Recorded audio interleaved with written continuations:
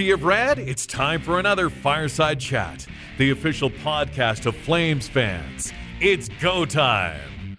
Well, the Calgary Flames finally have a regulation win as they have a down week, but one really good game to talk about. And as always, I'm Dan alongside Matt. And once again, we're joined by our buddy Kevin from Shifts and Pucks. Kevin, how you doing? I'm good. I'm glad that your salary cap is flexible enough to add me to the roster again this week. I had to keep Matt on the IR all year or all week and just re-add him today for an hour. So our CFO is doing the math on that. Oh, there we go. And Matt, how are you feeling? You're still on the IR. Yeah, pretty good. Surgery went well, recovering fairly well. So good. Can't eat solid food yet, but hey, I can still talk, so here I am. Well, let's jump right into this week, shall we, gentlemen? Yeah. Calgary Flames hosted the Winnipeg Jets earlier in the week on the on what was this, the 10th? 20th, and Monday the 21st. Monday the 20th, and the Jets ended up with a 2-0 win. This was the first Jonathan Toews goal in a Winnipeg Jets jersey, but of course the Flames lose yet another game in this one. It was Winnipeg's game, I think, for the most of it. But Matt, what were you thinking in this one? What were your thoughts? I felt that Calgary had a better effort than the previous week in this one overall, but we're still completely outclassed by the Winnipeg Jets. And yeah, this was Winnipeg's game, I think, for 60 minutes. Yeah, and Dustin Wolf did his best to keep the Flames in the game, but the late goal cemented the deal for Winnipeg, and there was no real pushback after that. Kevin, what were your thoughts? Yeah, I mean, that game is going to be remembered not for what happened on the ice, but what happened on the Jumbotron if you were at the game. I think it was through a TV timeout that you got the Springer dinger that got the Blue Jays into the World Series. Yeah, just a lot of that was a game just with a lot of the same issues, shot attempts, sure, but not getting anything really on goal. I mean, they had a chance to win. Honza hits the post late. That's been kind of one of the themes of the week. And yeah, just the Jets just being a drastically more talented team than the Flames, the Jets come away with the win. And that's well said. The Jets are the far better team here.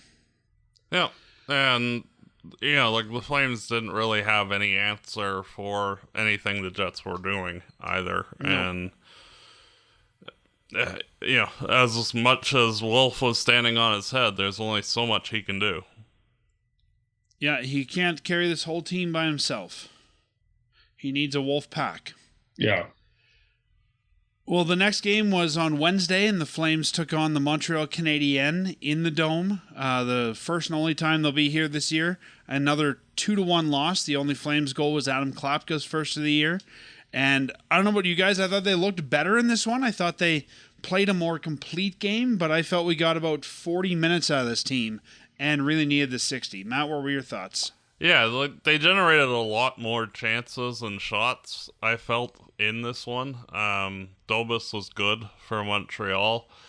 And, if it was not for Montreal leaving the biggest player on the ice all alone in front, it would have been a 1-0 shutout. And, Calgary once again was gifted a goal, which got them the point in overtime, but not really a good effort on the offensive side of things in terms of finishing. The rest of their game was a lot better than the previous 5 games.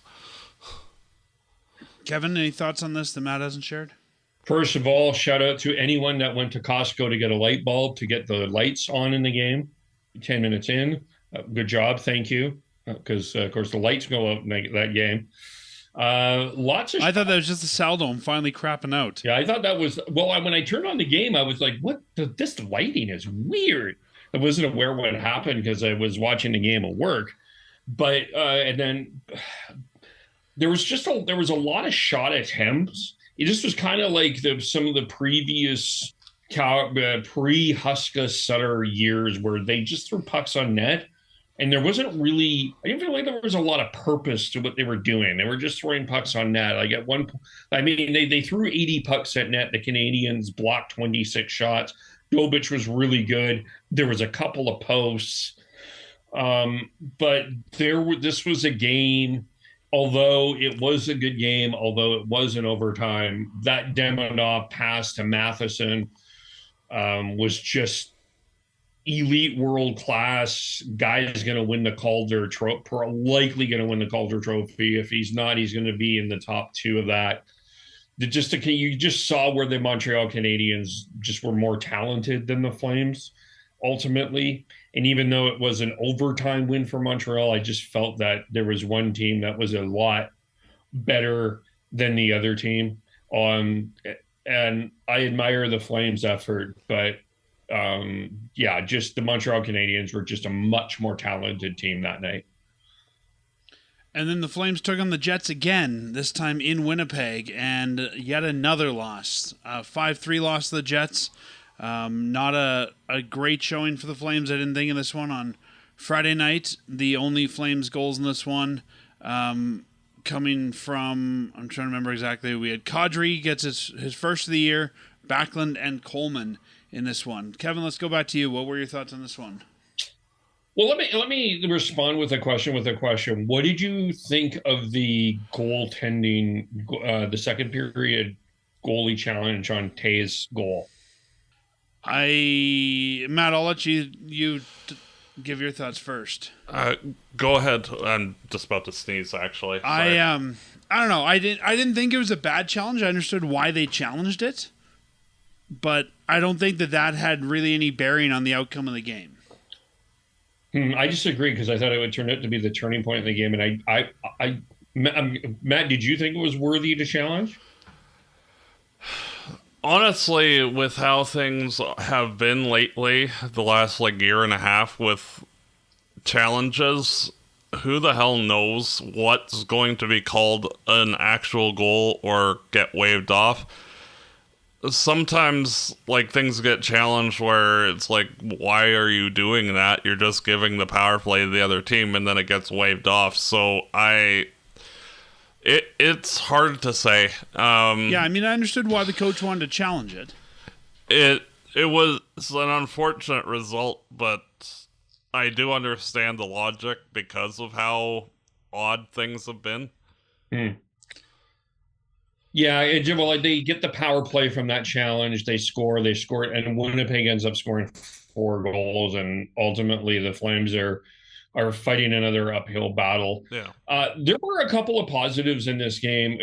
This was the game that we saw Zane Parekh take over the power play one, and I actually felt that was the best the power play looked. It certainly, the pucks seemed to be moving a lot more crisper. There are going to be flaws with Parekh quarterback in the power play. I get it, but that puck was moving around a little bit on that first goal. Him and Kadri seemed to have developed some chemistry, which I liked.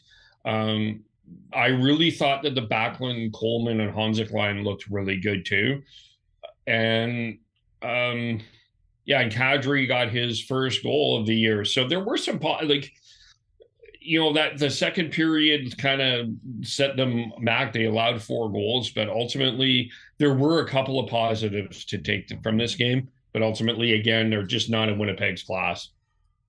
Yeah, to me, I would just go ahead, man. Well, and that was the first time since the first game of the season that the Flames actually managed to put more than 2 goals into the opposing team's net. So, big step forward for this team who went 1-2-2, 1-1-1 and 1 with their goal outputs after the first game. Yeah, I felt like we got maybe a better overall effort from this team. I didn't think that there was a whole lot of passengers here, but I think, to me anyways, this was just the Flames being outmatched by a far better team. And I think if there was anything that, I don't know that they're necessarily they're definitely the better team on the ice, but I think the biggest thing was it seemed to me like the Flames were just defeated.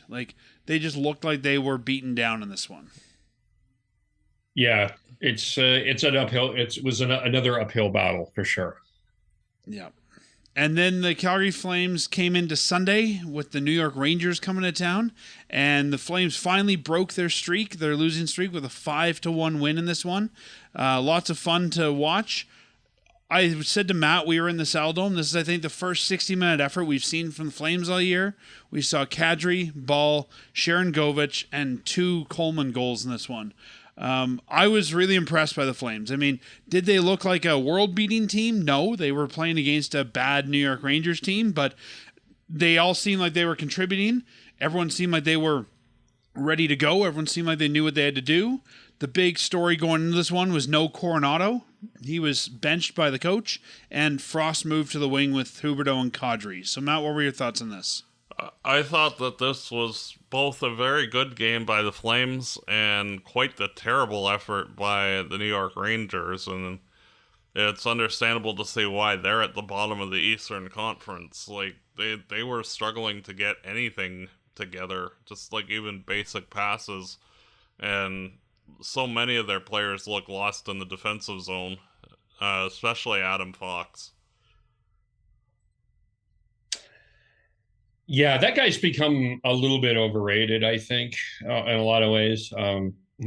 But yeah, I for the Flames' perspective, they jumped out to the lead, and I mean, yes, they scored 5 goals, but Dustin Wolf had to be really good in this game. He made the 10-bell save on the Zibanejad breakaway when he came out of the box, and then Lafreniere alone in the slot, and then Panarin in the third. My question to you guys at the Dome: where was more smoke coming out of when Coleman scored that second shorthanded goal? Was that out of the Saddledome or Mike Sullivan's ears? Because my God, was he seething after that? Like, I mean, I don't know. You probably didn't see it on TV. Oh, they showed it on the Jumbotron. Yeah, holy crap! Was he seething? I was half expecting like the bench to come onto the ice. I was kind of expecting. Do you remember when Jim Playfair like snapped a stick and threw it on the ice? Yeah. I was kind of expecting something like that. Yeah. Oh my gosh. Would not give want the to Flames be power play because you get a bench minor. Yeah, I would not want to have been in the locker room after that one. Yeah, that they yikes. Yeah. Like I can imagine just how angry, the lack of defensive awareness, and then like just a few seconds later, like they surrendered the 2-on-0 on the same power play, where Hanzik just ripped it right off the post, and like imagine if that had gone in too. Like, yeah, I think Sullivan would have just started taking a stick to his players. Yeah. Sorry, guys. You're going to have to move into the Saddledome a little earlier because we don't have a visitor's bench anymore. Do you remember when, was it Vegas that just left Gerard Gallant off the bus and drove away when they fired him? Yeah. He could just do that with the players. Just take the coaching staff on the bus and leave the rest of them here.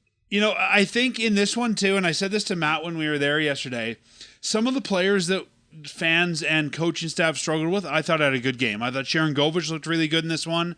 I thought Kadri, he got the first goal, but he really came alive. Coleman looked good. Like some of these guys that we've needed to look good. Even Zari, I thought, had a really good game. The guys that the Flames needed to be good were good in this one. I think that's a big reason why they won.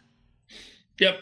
I like Kevin Ball's. I mean, he scored a goal, but Kevin Ball had a really good game. I thought the blue line played a solid game overall. I don't think it's any secret that that's been a struggle as well. Scoring goals, finding. Yeah, everybody that needed to have a really good game did. I mean, I feel bad for both Farabee and Hanzik because they've. I don't know what god they've angered, but they've angered some god because they can't put a puck in the net, but they're trying. I know. They've got Tony Amonte syndrome where all the shots just either hit the post or the goalie makes a miraculous save on them. Yeah. Yeah. You know what, though? I think that will sort itself out if this team gets on a bit of a run. Yeah.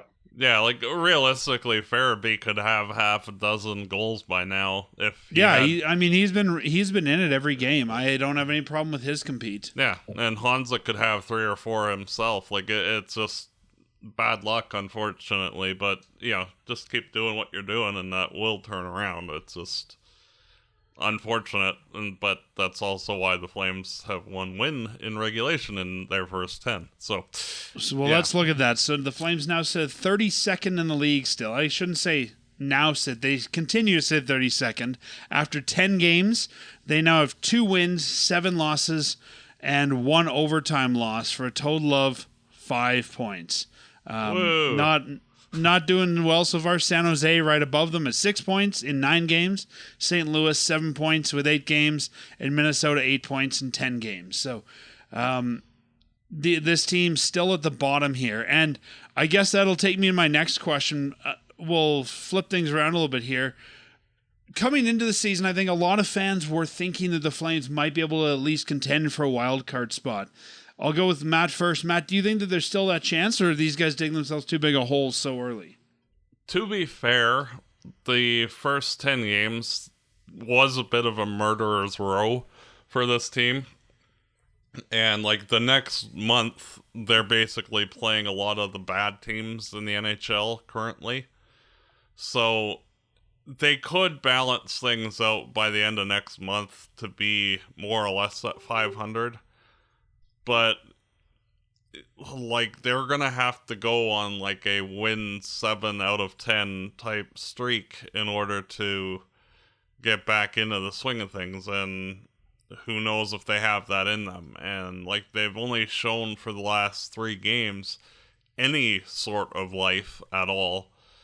So it's a deep hole that they've put themselves in. Like, realistically, you can only get about 30 regulation losses and make the playoffs, and they already have 7 on the board. Like, that they have 72 games and can only lose 23 of those in regulation. That's not really likely. So no, it's not. And, you know, a lot of people have been talking about that year St. Louis was last at Christmas and then ended up winning. But let's be honest, that's the exception, not the rule. Like, I don't think people should be quoting that one. Yeah, I think. And, like, the year before, St. Louis was actually an elite team. It's just that year, everything had gone wrong for them until they brought Binnington up, and then Binnington went into God mode all the way to the Lord Stanley's Cup. Like, you know, if it wasn't for Binnington basically going on the hottest of all heaters, like, that's just you know, like, they probably don't even make the playoffs, and, like, they had to go, like, something like 23-2 in their last 25 games in order to make the playoffs by, like, 1 point. So, you know, not exactly a recipe for success. Kevin, what do you think? Still a chance at wildcard spot or better? People keep bringing it up to St. Louis, but from 2019, Montreal found a way to get themselves into the playoffs last year after a horrible start. St. Louis actually got off to a horrible start last year. So we can see it. I'm going to say I didn't pick the Flames to get into the playoffs this year. I think we'll kind of discuss what probably is happening here. I'm kind of just going to say wait and see. I mean, next month you've got Philadelphia, Columbus, Chicago, and then Minnesota, St. Louis, San Jose, Winnipeg, Chicago, Buffalo, Dallas, Vancouver, Tampa, Florida, Carolina. So it's a bit of a better month in terms of the murderer's row. So it might even up a little bit. And I think, you know, when you count this team out, this team seems to respond. So I think there's a winning streak in them. If these guys can't go 500 against this bad set of teams, you think we're done? Oh, yeah. Yeah, like, honestly, if they haven't made up at least 2 of the games that they've put themselves in the hole by then, like, they're done. Like, there's no realistic way. What do you think, Kev? Yeah, I guess we'll see. Ask me this question at American Thanksgiving. We'll have to see what happens here. Yeah, like, they have 17 games between now and the end of November. Realistically, if they don't have at least 22 points in those 17 games, like, that, you know, like, that's like the barest minimum that they need in order to be competitive. And, you know, yeah, I don't see them hitting that, but we'll see. Yeah, I think that's fair. The next question I wanted to ask you guys, I'll say my thoughts here before we move on. I think the Flames still have a chance at maybe competing here. I think the fact that they're, as Kevin said, we've seen teams come back from bad starts, but it wasn't just a bad start. The effort wasn't there at the beginning. I think other teams we've seen the bad start, we're getting bad bounces, that sort of thing. Like, this team did not look like they cared in the first few games here. So they looked better against New York. We'll see what happens in Toronto, but I think if they can play that game they played against the Rangers, they're going to win more often than they're not. If, against those bad teams, against those mediocre teams. And that's, I think, if they can play that way and their top guys can look like top guys, they might have a chance. I guess maybe the question that kind of is coming up now is, I don't want to say should they be competitive, but you kind of, I guess that's the way I should ask it. Should they be a team that we're looking at competing for a playoff spot? And you look at the front of this draft, you've got a Gavin McKenna sitting right there. You've got a couple of other centers that in the top 6 of this draft. And let's be honest, this is an organization that has not had a number one true elite center consistently since Doug Gilmour left this organization. We had a really good couple of good years from Sean Monahan. We had one good year from Elias Lindholm, but we haven't seen that elite number one center. There's an opportunity presented in front of us with a Gavin McKenna. I'm not saying that if you finish last, you're going to get Gavin McKenna, but this is you look at the week that Darren Haynes had this stat this week where Macklin Celebrini scored 5 points in one game, and Nazem Kadri led the team in scoring with 0 goals, 4 assists, 4 points. I guess my question ultimately is your fate. It's a once in a lifetime opportunity to get a generational type player that you have not had in this organization ever. Truly, you've had Johnny Gaudreau, you've had Matthew Tkachuk, but nobody that is considered on this Connor McDavid, Nathan McKinnon level. Is it worth the sacrifice to try to get this? I'm personally okay if they're not great this year. I think I'm okay with the sacrifice. I don't think I would tear it down. If you want to make sure you're bad, go out and trade Mackenzie Weegar. Now you're going to be really bad. I wouldn't do that. I wouldn't tear this thing to the studs. But if they don't have a great season, I'm okay with it this year because, like you said, Kevin, there's not just McKenna, but 2 or 3 guys in there. Knowing the Flames' luck, though, they're bad and they still don't get the first overall pick. Yeah, and the way I look at it is organizationally, the Flames have plenty of guys that profile to be second line wingers, third line wingers, second pairing defenseman, third pairing defenseman. Parekh might be an elite defenseman at some point. Jury's still out. But, they don't have a Draisaitl or a McDavid or, just go through the list, any of the contending teams, how they have 4 or 5 guys that are the Flames just simply don't have any of those in the organization coming up or in the NHL. So the only way that you're going to do it is either to suck badly and draft them or fluke out and have, a later round pick or a late first round pick, much like how Gradin has been doing excellently in the AHL. If he becomes your first line winger, kind of out of nowhere, but you can't rely on that. And the Flames, they need to just be terrible for 2 or 3 years and draft a couple of these guys to get in.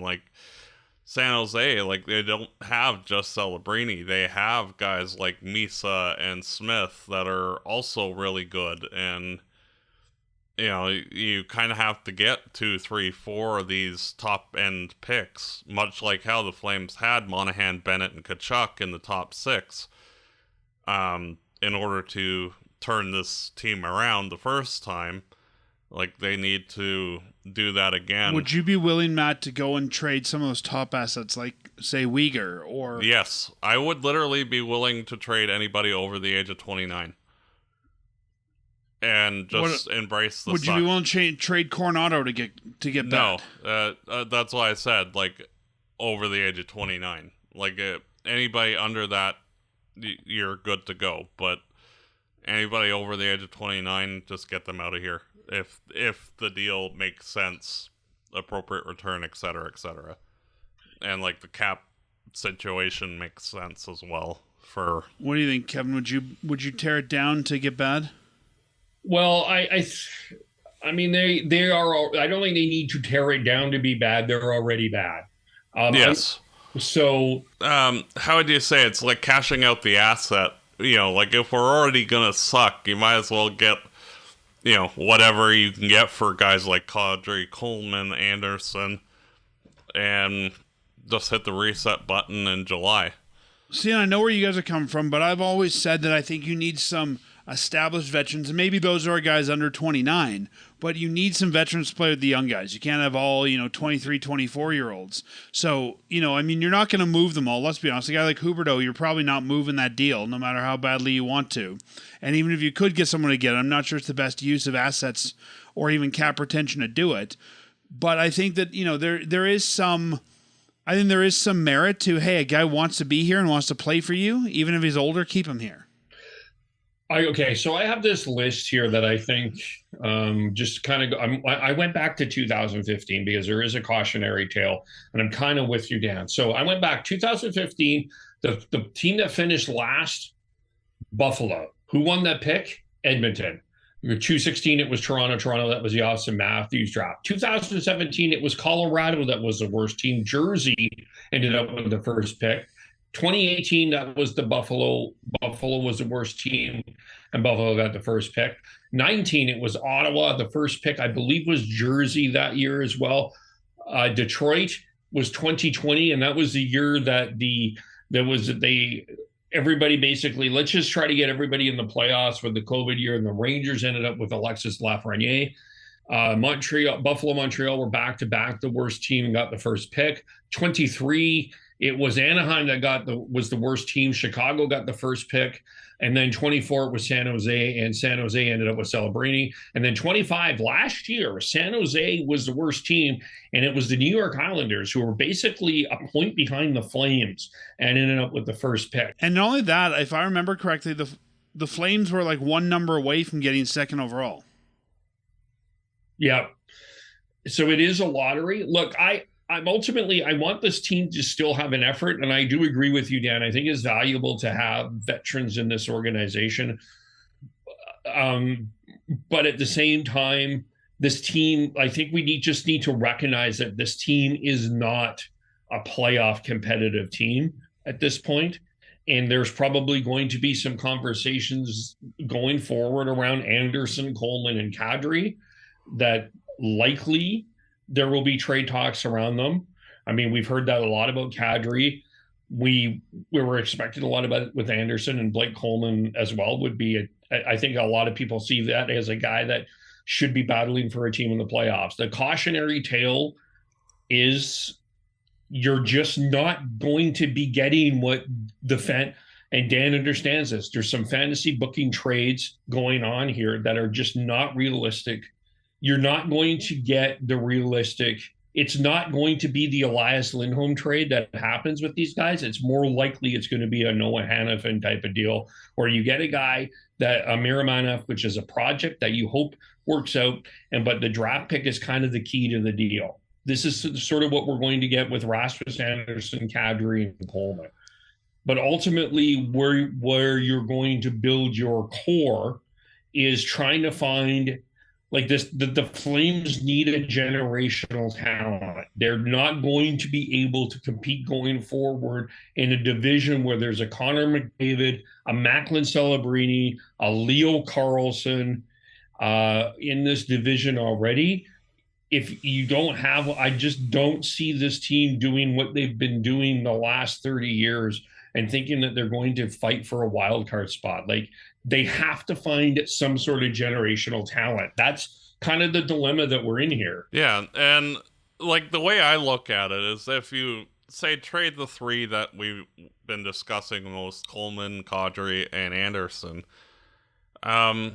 you can just do literally what San Jose did this past offseason and sign a few guys to be veterans who know that like this team is going to be bad and have, like just basically check out like and have different people in with the young group. And none of this is ideal, of course, but like I would say rather get a first plus say 2 seconds for Anderson, Coleman, and Kadri as like the main piece coming back, and have those, and then go and sign, insert, miscellaneous guy here that's like an equivalent-ish player. And I think realistically, those are the only three that get moved is Coleman, Kadri, and Anderson. Mm-hmm. Matt, I mean, you said a first and 2 seconds for those guys. I think that's a realistic return. Like, I think we always, overvalue our players, and I don't think Kadri returns. I've seen people thinking he'll return multiple firsts. This guy's not going to return multiple firsts. No, like you'll get a first and for Kadri, much like the Brock Nelson trade last year to Colorado, where it was like a first and like a handful of miscellaneous things. I think all three of them will be like the main piece being what I said, and then like the equivalent of like third, fourth round picks added on, depending on. Kevin, you don't think that Kadri's worth the first, Kevin? I think it's probably going to be. I think it's going to be a conditional first if the team gets into the third or fourth round. I think it would be very similar to a Chris Tanev type of trade, where they got a draft pick condition, or even a Noah Hannafin situation where they got a first condition on. Like this guy, like he's the reason people like, you have to understand that people. The fans that want Kadri traded is the argument is he's 35 years old. Well, that's what you're presenting. Do you not think that teams on the other end of the world realize that he's 35 years old? They're not going to sell the farm to get Nazem Kadri, like not at this point in time, and they're not going to sell the farm for Rasmus Anderson. Well, the thing that is like a counter to that argument is that he's a center, which, getting anybody who's a reasonably good center, and B, you look at how the Florida Panthers won, and their team is like chock full of Kadri type players. So, like any team that's kind of on the verge is looking at like all the things that would be on the checklist, and like other than Kadri's age, like he kind of hits all of the boxes. So that's where, he out of like the entire league for players that would be available, he's kind of in his own box. I think a downside to him though is somebody like you were mentioning, previous deals, and we've talked about other deals, is you're bringing in a long contract with Kadri. If he was a 1 year UFA rental, I think you might see a team. I give think up a more guy for him. like Nick Schmaltz this year, if Utah slides away, or even a Kiefer Sherwood in Vancouver, I think might garner more than an Nazem Kadri because they're both UFAs. Like, yeah. Well, yeah, and I I could see the Flames, just as an example, like talking to the New Jersey Devils as an example for where the Flames would take Andre Palat's contract because they end both around the same time. Palat makes 5.5, Kadri's 7, and as like part of the return, and so basically they're just upgrading from Palat to Kadri without spending the full $7 million, and like the Flames still hit the floor, and we get the return of everything else. If you think the Flames are going to trade those three, I think they need to bring back at least one NHL ready defense body, and I think you might be better to get a contending team give you a young body than you would to get a draft pick from them. I have a question in regards to the Kadri part of this, which just kind of hear me out. One of the things that I've been seeming to notice is there seems to be some sort of I noticed a bit of an on ice relationship with Nazem Kadri and Zane Parekh. I actually think that those two are a very similar story in terms of their hockey development. I think Kadri was kind of looked at. Kadri, I think, was a bit of a lightning rod. I think Parech's a bit of a lightning rod. I think that there's a value in keeping. To be honest with you, Anderson, I kind of understand because he's a UFA. Coleman, I understand because I think you've got Joel Farabee and you've got some wingers on this team that I think can be Blake Coleman.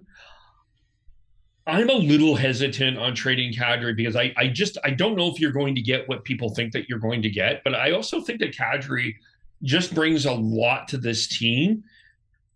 Especially, I think, is historically how much he's helped young players like Zary, Pospisil, Coronato. Like, he seems to be a guy that helps a lot of these young guys. I have to be honest with you. I understand the argument of trading Kadri. I think that,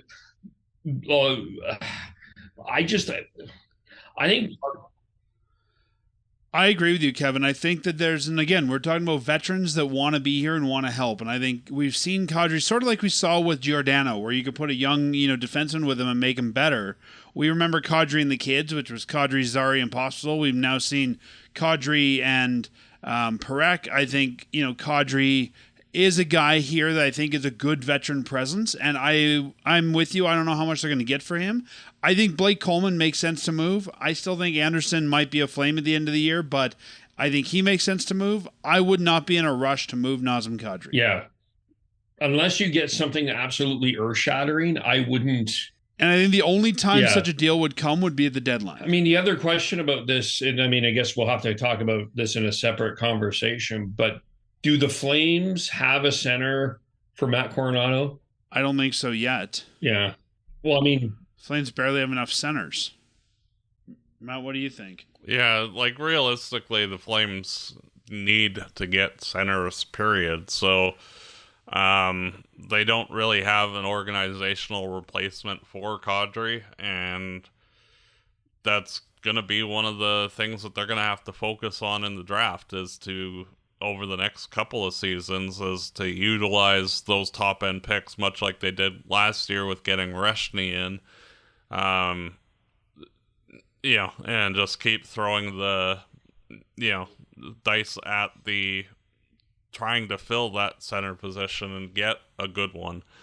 It's just going to take time and repetition of utilizing picks on guys until you find the right fit. Or like you were saying, Matt, potentially bringing in a free agent to fill, maybe not that number one spot, but fill out your center depth. Because if you have no Kadri, you've got Backlund, Frost, and maybe Zary. Well, and you can also look throughout this year where, for another Morgan Frost type acquisition, and one of the benefits of trading out certain veteran guys is you get that draft capital, which you can kind of reinvest, much like how they traded Mangiapane last year, got the second round pick, and basically traded theirs instead of Colorado's in order to get both Frost and Farabee. So, if they can do some horse trading, they can get those, serviceable, age-appropriate people into the lineup as well, just by, doing what is in effect a delayed 3-team deal. Yeah, I'm with Kevin here. I don't think I'd be in a rush. I mean, of course, if the right deal comes, you always take it. But I would not be out there shopping Kadri. I think Kadri's a guy that if I'm looking at the vets, I think you need him because he's a center, but also he's shown to be really good with the young players, and he wanted to come to Calgary. And I think you've got to reward that too. Yeah, and realistically, you're going to be telling what every team that's lining up at your door well, he's this to us, he's this to us, he's this to us, he's that to us. You're going to have to pay to override all of these things that he brings to our team if you want him. If you do, then hey, we'll talk turkey. But if you don't, then, we're more than happy to keep him. Yeah, I see Blake Coleman moving for sure. I don't see Kadri moving. Plus, he's got a 13-team no trade. Like, who do you guys think is on that no trade? Buffalo, obviously. Edmonton, who else? Winnipeg, any of the bad teams. Well, Winnipeg's a pretty good team. I know, but who wants to go to Winnipeg? So, realistically, I think it's just like the perennial deadbeat teams would be. Well, and even then, I mean, you're not making a deal for him to a team that's not in the playoffs, right? A team that's going to acquire him is going to be a team that wants that veteran presence. So, I feel that he would also be a part of the negotiation as well. Like, say, Dallas and Carolina, just to grab two teams out of the hat, are the favorites to land him. They'd probably ask him, which one do you want to go to? And, if the offers are basically equal, sort of like what they did with Tkachuk, where they had a few different offers. Yeah, and I know that this will become a discussion point because it became a discussion point with Hanifin. It's been a discussion point with Anderson in the offseason. Players have a right to go where they want to go to, and I've heard this term that they're holding the team hostage. I think that, like, we had an off podcast conversation about some of the things that are going on with teachers. Everybody has a right to work where they want to go to work. And everybody wants to do what is best for their family. You can't just trade somebody to Buffalo because you want to trade them to Buffalo. They have a right to say yes or no. It is a contractual right, and you have to honor that. So, yeah, and a guy like Kadri, where you have negotiated a no trade clause, has he more rights? Yeah, and if you're Noah Hanifin, you want to go to the best situation for him and his family possible, and you have to respect that. With Rasmus Anderson, it's the same thing. It's the same thing with Blake Coleman. He's going to want to go where he wants to go, and yeah, I just think this whole conversation around players holding teams hostage I just think it's a misnomer because the players have a right to go where they want to go. Yeah. Yeah, well, I mean, some do, right? I mean, we have some players that, like Frost and Farabee, who probably didn't want to go to Calgary but got traded because they had no protections in their contract, and that's fine. But if you've negotiated that, it's not like the player tricked the team into signing that. Like, you've agreed together that you want to be there. So if you don't want to anymore, well, that was the agreement. Yeah. Yeah, and how would you say Calgary has done a fairly consistently good job of working with people that they want to move out to get them to the teams that they want to, like harkening back to Ginla deciding between Pittsburgh and Boston. When it was time for Sam Bennett to leave. Yeah. Tkachuk, any time that they've had the ability to, work with the player to, where do you want to go? That, they've managed to work with that player in order to get them to where they're going. Yeah, and one more thing on this Kadri thing that I think should be said. I know that there's a lot of talk around if the trade happens with Kadri, it's after the 1,000th game. And some people I've seen some people a little upset about this. 1,000 games is a magnificent accomplishment in the National Hockey League. It deserves the respect that it is. Like, that is a milestone moment. And I think the Flames will do a really good job honoring that. And I think to completely understand what Nazem Kadri and his family and all that Kadri has been through to get to this point, which has certainly had some tumultuous points in his career, he has every right to celebrate that with his family. He does not need a trade to distract him from that. Oh yeah, no, Like- and like how do you say the That's Flames 5 are? games from now. I don't yeah. think he gets traded the next week. Yeah, like realistically, the Flames are already probably have already planned out his celebration and like ordered the silver stick and like all of those things, and like done like all the prep videos and all of the things for the ceremony. Like it would be different if like the trade deadline was coming up, then maybe you don't do that, but we're in November and like it'll be like the 5th of November when I was going to say, if my count is right, that's when they return home and they take on Columbus, a game that normally people aren't going to want to pay to go to. That would be the 1000th game. yeah. So like realistically, I think that allowing that to happen will be like there's just no urgency to that extent. And Kevin, you were talking about holding the team hostage. Like, let's just take those 2 guys or those 3 guys that we've talked about. So, Rasmus Anderson, modified no trade. He has a 6-team no trade list. So, that's pretty easy to work around. Nazem Kadri has a modified no trade. He has a 13 no trade list, and Blake Coleman has a 10-team trade list of plays he can go. Like, when we talk about holding them hostage, if these guys want to stay here, you're not holding them hostage. Can you imagine if you wanted to work somewhere and people said, you want to be here, but no, we're firing you? Like, if they want to be here, keep them here. If they don't want to be here, they will accommodate. They'll change their list. They'll do what they need to do. And we've seen players in the past from other teams who said, hey, I completely let them trade me anywhere because I just wanted to get out of there. So I think, I don't see these no trade lists being any detriment if the Flames wanted to move any of these guys. Nope. Like, if the guy wants to move, they'll figure it out. If the guy doesn't want to move, I'm okay hanging on to them. Sometimes it's better to not make a trade than to make a trade. And I'll give a really good example from a team that went through town this week. Mike Matheson was a guy that a lot of people thought the Canadiens would trade as part of their rebuild. Boy, I bet you they're very happy they never did that. Yeah.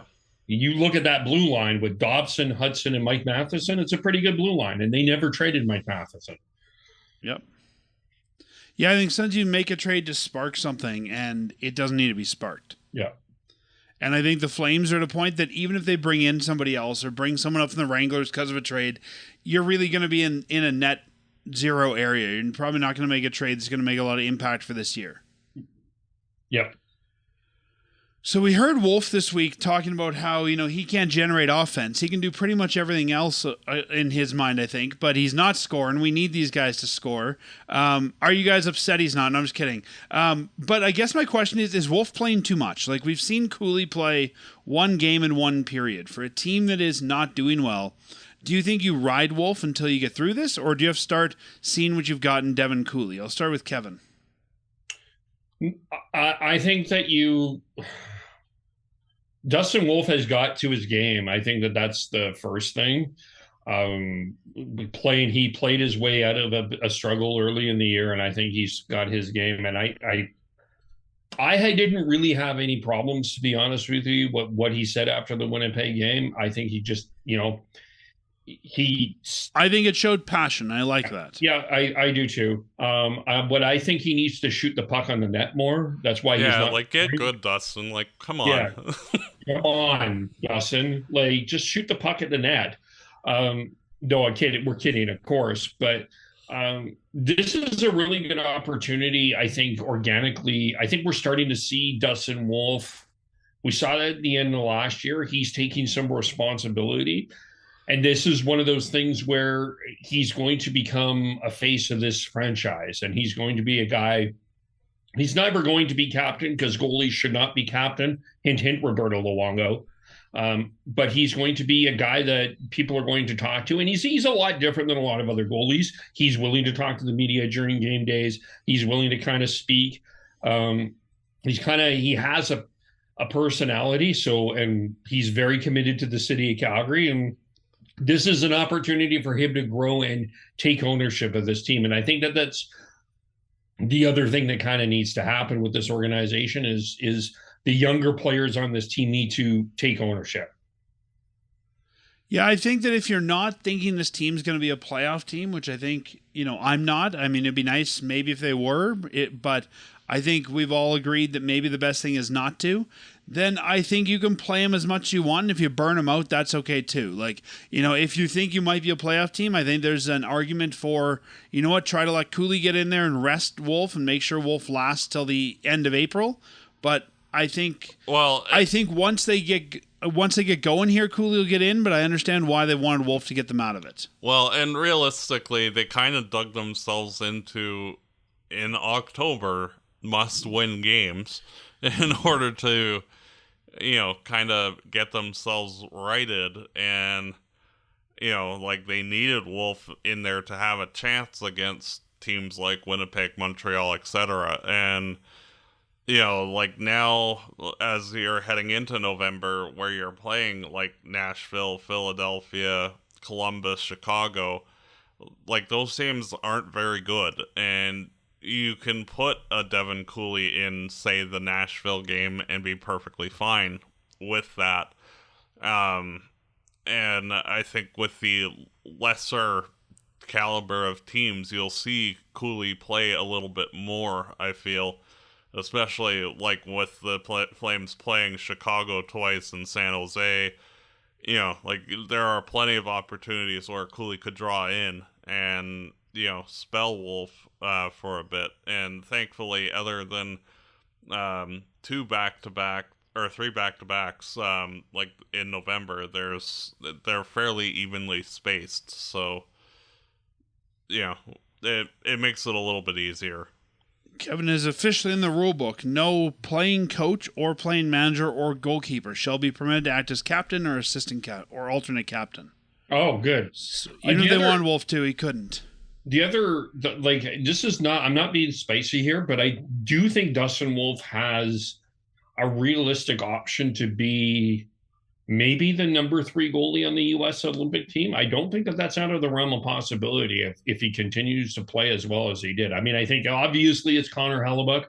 I'm predicting Thatcher Demko is going to be the backup, but I think that there's a shot for Dustin Wolf to be on that U.S. Olympic team if you play him and he plays well, to at least give him the opportunity to be in that conversation.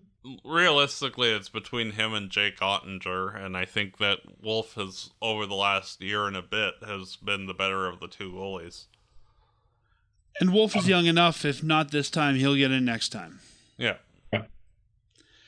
I still think that we don't see the number of starts for Dustin Wolf change, and I think that especially if this team is, let's say, out of it at American Thanksgiving or Christmas, I think you'll see Cooley play a lot more, or even Prosvetov come up and play. But I think, like Matt said, and sort of like Kevin said, you said he's in his game. And, Matt, you were saying he's looking good and he's playing well. Like, I think you've just got to roll with Wolf right now. Yeah. And he's young and it's early in the season. A young guy should be able to play 8 or 9 without a problem. Yeah, he's played 5 straight. Yeah. Yeah. I think he gets Toronto, Ottawa. And I think Cooley's going to get Nashville, sort of what I'm saying. Yeah, just because it's an afternoon game. Yeah, well, technically Toronto's an afternoon game too. It starts at 4 o'clock. True. Yeah. Anything else about this week you gentlemen want to chat about? I think we need to discuss the Coronato scratch. Sure, well, let's talk about it. Coronato scratched against New York. The coach said he wanted a bit of a reset there. Would you keep him out again, or would you put him back in the lineup? I think you have to put him back in. Well, first of all, I didn't necessarily agree with. I wasn't sure if I totally agreed with Huska, but I kind of understood where he was coming from. Against Winnipeg, the puck looked like a pea to him. Like there was a couple of times he just was fanning and like he just couldn't. Huska wasn't wrong that Coronato was fighting the puck and trying to do too much. And I really like what Brent Cron said on Sunday, where he has more room on the ice than he actually realizes. And if he sits and notices it, it will help him. I got to tell you, I know that people are head scratching this. I got to admire Huska for scratching a guy that you gave a 7-year contract and all that money to. I totally respect Ryan Huska for doing it. I'm not necessarily sure I fully agree with it, but I admire the courage of doing it. I think it takes a lot of guts to scratch your best goal scorer. Matt, what are your And thoughts? you have to realize that he is still a very young player in this league, and every once in a while a player needs to just take a game off to refocus his game on and watch things from above with a certain checklist of things to look at. And he got that opportunity against the Rangers, much like Sharon Govich did, and Sharon Govich has looked a lot better since drawing back in. So the hope is that he will turn it around and be good once again. I mean, as much as we say he's the best goal scorer, he's had 3 points in 9 games now, Coronato. 2 goals, 1 assist. That puts him tied at second with Anderson, Kadri, Backlund for 2 goals. Only Coleman has more. Like, I know he's supposed to be our top goal scorer, but like Matt said, he's young. He hasn't, I think, looked as good as he can. And to Brent Cron's comments, maybe he just needs to watch the game. I mean, we saw Johnny get benched early on in his career too. Like, I think if the Flames were on a run or doing something, this would be a lot more of a big deal. I think the Flames were trying to spark something and maybe even get the players a little bit angry that he wasn't in there. And I think there's maybe more head games than we're giving Huska credit for. But whatever it is, it worked. Yep. And I think, this also let us try Frost as a winger. Generally, when you win by that much, you don't want to change your lineup. But I think you've got to put him back in. You've got to put Coronato back in. I mean, it's easy to take out Kirkland to do that, but I also think that I think the question is, where does he go? And maybe you don't put him right back on the first line. Maybe you put him lower down and make him work his way up. Yeah, well, first of all, I actually really like Honzek with Backlund and Coleman. I think he's the perfect winger for that. Yeah, and especially really with Honzek, his play style, I feel he will learn a lot from those two guys, which will benefit him 3, 4, 5 years down the road. Yeah. I think probably it is Kirkland. Who do you move in that fourth line center role with Lomberg and Klapka? Do you move? So what I would do, I would give Frost another game on the wing because I liked what we saw there.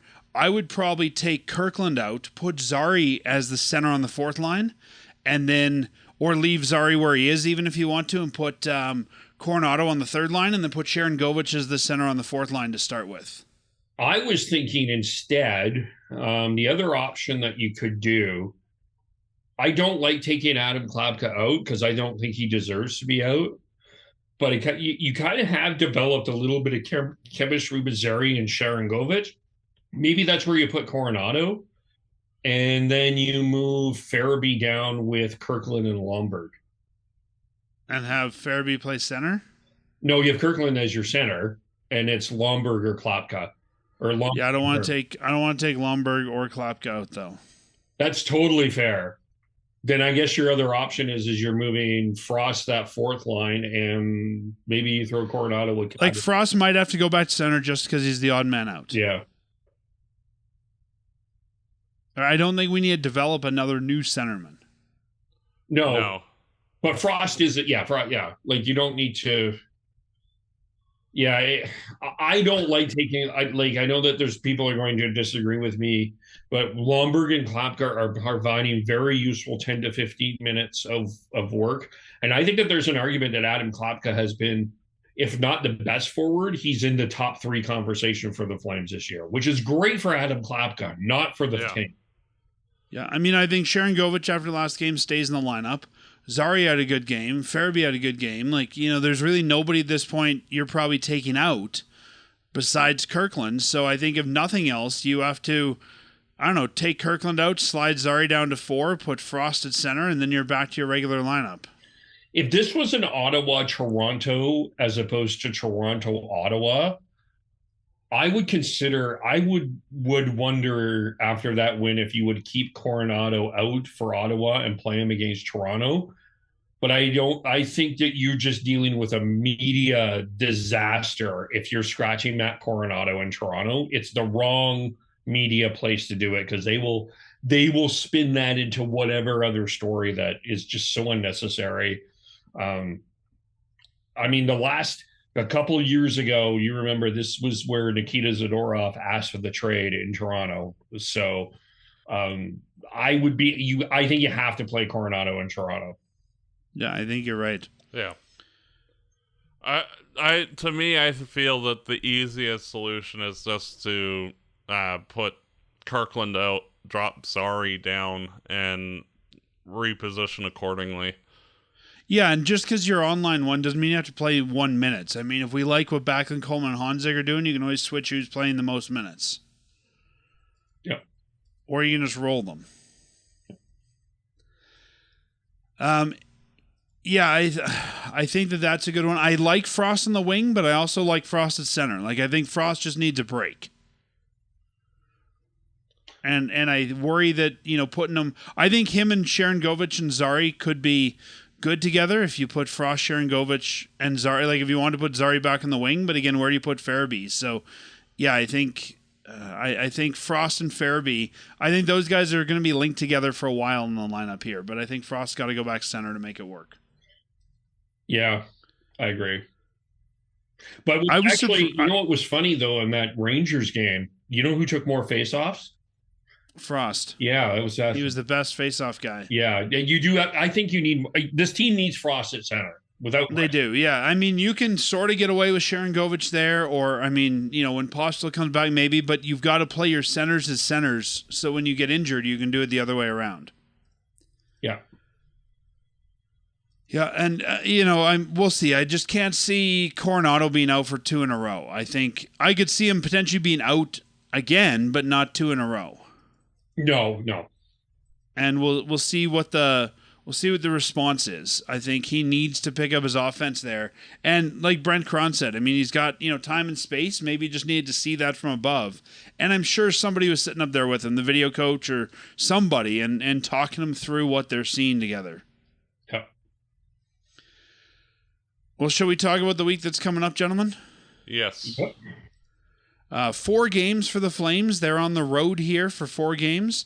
This is going to be, I think, their longest road swing so far. And on the 28th at 4 p.m., they take on the Toronto Maple Leafs in Toronto. A 4 p.m. Calgary start time, kind of a weird one there. On the 30th, Thursday, at 5 p.m., they go to Ottawa to take on the Ottawa Senators. Then Saturday, a 1:30 p.m. start time as the Nashville Predators are where they're going. And back-to-backs on Sunday, 5 p.m. against the Philadelphia Flyers. Last week, our predictions were not good. Kevin thought we would win Winnipeg at home and he thought we'd win Winnipeg at home, Montreal, and New York, and lose to Winnipeg. Matt thought we would lose all 4. I thought we'd win Montreal and New York and lose both Winnipegs. As we know, we lost them all except for New York. So, fresh set of 4 here to predict. Kevin, you're a guest. Why don't you go first? They never win in Toronto, so I'm going to say that they're not going to win in Toronto again. Even though I don't think that Maple Leaf, I don't think that Maple Leafs team is a very good team. I really don't. I think the Maple Leafs will end up winning. By the way, this is the all 32 teams are playing, and this is the ESPN's Hockey Frenzy, Frozen Frenzy night. So this is games are staggered every 15 minutes. Where start time. That's why. Why the stupid 4 p.m. start. Yeah. I think they win in Ottawa. I think they win in Nashville. And I think they lose in Philly. So I think they split. So you think we're going 2-2 this week? Yeah. I know I'm ridiculously positive. Well, Matt, am I putting you down for 4 losses? I am going to actually shock and say I agree with Kevin on the 2-2. I just think that they'll lose the first 2 and then win the last 2. Ottawa has lose Toronto and Ottawa. Yeah, Ottawa has had the Flames number for at least 5 years now, it seems, and I just don't see that changing. They just tend to be quicker than the Flames and just do everything that the Flames do a little bit better, and they usually end up with the 2 points. And I feel that Nashville and Philadelphia are a little bit more the Flames type of game, where the other two are the Flames just aren't well suited against those guys. Didn't the Flames blow a huge lead in Ottawa a few years ago? Like really late? Wasn't there a 5-1? Yes. Yeah, I'm remembering that. Yeah. Where do you guys play Cooley at all? The Nashville. That's what I would do. So I'm going to go 2-2 as well, but I'm doing it differently than both of you. I think Calgary probably rides their wave of excitement after the New York game into Toronto. I don't think Toronto is all that great right now, and I think Calgary could, if Calgary can play the game they play against New York and get, Coronato back and have him firing, I think they could beat the Leafs by a slim margin. I think that they will probably lose to Ottawa just because I think that the time change stuff's going to mess them up. And then I'm going to say they beat Nashville because they never do well in a back-to-back, and I think that they'll play Cooley in the second of the back-to-back. So they'll play Cooley in Philly. They'll play Cooley in Philly, and I think they win Toronto, Nashville, lose Ottawa, Philly. Okay. So we're all predicting a week of 50% hockey, which is kind of crazy. If they'll go 500 this week, which they haven't been able to do yet. And watch, like, they will beat Ottawa and Philadelphia just so that way it screws everybody's thing. So, or they'll win all 4, and then we're all wrong. yeah. It's not like, if you look at the road trip, it's not a terrible road trip, and with days between it, the hardest part's going to be Nashville to Philly in one day, but it's an early Nashville game and a late Philly game, so that negates it a little bit, and I think they're the same time zone, so it won't be too bad. No, Nashville's in a different time zone than Philly. Are they? Okay. Nashville's in the central time zone, although Okay. they are closer to the eastern part of the States, but Yeah, I wasn't sure because they looked eastern to me. yeah. And I mean, Toronto to Ottawa is an easy jaunt, so I don't think the travel is going to be their excuse on this one. Yeah. No. But It'll literally come down to quality of opponents. Yeah, quality. Well, I think more than quality of opponent, it's going to come down to what games the Flames play. If the Flames can play 60 minutes like they did against New York, I think they have a chance at winning. If we see anything less than 60 minutes and we're not seeing their top players, they probably don't win. No. Fair. Right? Like, I think one of the criticisms for the Flames this year has been that, I mean, their top guys aren't scoring, right? Kadri's got, 5 points, and he's the top, or I think 7 points now, and he's the top player. Like, they need to get their offense going. They do. So that Dustin Wolf doesn't have to score. Get good, Dustin. Come on, Slacker. Dustin. More shots on goal, Dustin. What are you doing?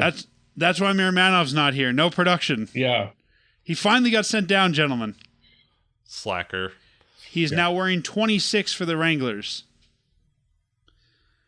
Yeah. Now, do the Flames reconvert him back to a forward, or? I don't know. Matt, we can't even find a spot for all the forwards they've got. I know. Can you imagine? Like, where do you put him? He'd be better on defense because at least there's a spot there. True. If you look at the depth chart, he'd be like number 20 on the depth chart for forwards. It'd be, everyone we've got, plus everyone on the Wranglers, then the Zamboni guy, the guy who sells beer in your season ticket section, then Mirmanov. I wonder if he's going to be working on Brett Sutter's ranch. I don't know. He's still under contract, but maybe. I mean, he's playing, so I don't think so. But maybe you get Daryl in there to yell at him a bit. Actually, I before we go, I heard Brett Sutter, just listened to a bit of him today with the on 960 on Monday, and he actually, I think it was a weird hire, but I think that this guy, like, just listening to him, I think he might turn out to be a good coach for the Wranglers. I think he could be a good coach. I was just surprised in his second year as a coach, you'd make him the head coach and not promote him to like associate and then bring in somebody more senior for him to learn from. Yeah. That's the only thing I think is weird. Like, that's got to be the quickest ascension to head coach that I can think of. True. He's like Daryl, but with full sentences. Yeah. And not yet as grumpy. Yeah. Give that time. That's right. We'll have to go back and see how Daryl was at that age. Oh, God. Daryl would probably tell you, I was still playing at that age. Yeah. I was playing hockey. That's right. So, all right, gentlemen. Well, we will, Kevin, we'll see you. Do you want to let everyone know where they can listen to you? Yeah, we've been talking. I'm going to be doing a Flames podcast here soon. We just haven't had a chance to yet, just because my schedule keeps changing. And you guys were doing this, and I figured that we would supplement this as the Flames podcast for Shifts and Pucks. But we'll be doing that. Just Facebook.com Shifts and Pucks, YouTube.com Shifts and Pucks. Follow me on all the social medias, KEVOLE, and subscribe wherever you get your audio. And you guys do Flames, you do Canucks. And we'll be doing it? full NHL as well. Okay. So more than just what Matt and I do. Yeah. Well, we will listen to you over at Shifts and Pucks. Matt, I hope you're off the IR next week and ready to go and feeling a lot better after your surgery. Yeah, hopefully I'm on solid foods by then. Woo. That's what a lot of guys feel like after they played against Lomberg as well. True. All right, do you want to take us out, Matt? As always, go Flames go. Fireside Chat is hosted by Dan Stevenson, co-hosted by Matt DeBorg. This episode produced and edited by Peter Marino. Fireside Chat is licensed under Creative Commons license. For full license details, visit firesidechat.ca.